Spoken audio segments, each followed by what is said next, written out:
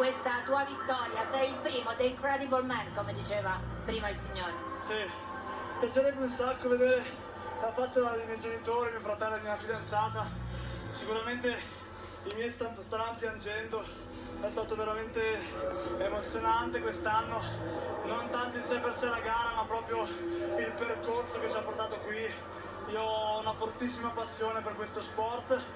I miei mi hanno trasmesso un sacco di umiltà e dedizione al lavoro, che è l'unica strada percorribile. Mio padre mi dice sempre che gli uomini forti si vedono nel momento più importante e oggi credo di averlo fatto, sono veramente al settimo cielo.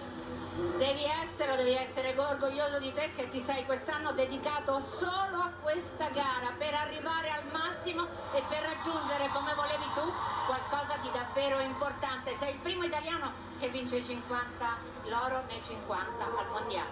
No, infatti c'ho un sacco di pensieri in testa ora, sono contentissimo, ci tenevo, se posso, a ringraziare tutte le persone che costantemente mi aiutano in questo percorso, dal mio allenatore Cesare, da tutti i miei amici, dal mio gruppo sportivo Fiamme Oro, Limona Nuoto, e per ultimo ovviamente, ma non per importanza, anzi, la mia fidanzata, la mia famiglia, mio fratello, che costantemente mi supportano e sono emozionato.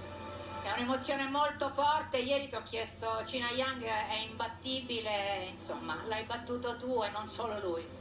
Sì, sapevo che comunque il 50 nelle finali non vince, diciamo, chi è più veloce ma che è più forte, secondo me. Oggi lo sono stato e volevo dire una cosa anche alla mia famiglia e alla mia fidanzata, che è fin da piccolo che sento di dire che sono il più forte al mondo e oggi sono campione del mondo. Sei campione del mondo, te la meriti tutta, anche tutta questa fortissima emozione. Vuoi raccontarcela ancora? Ma niente, dopo la semifinale ho scritto a mio padre dicendo che è da anni che aspetto un'occasione del genere, vivo per questi momenti. Mio padre ha detto: oggi è il tuo giorno, se sei veramente forte la vai a vincere, e ce l'ho fatta. Sei veramente forte, complimenti ancora, la vogliamo vedere questa medaglia d'oro, bravissimo. Grazie mille.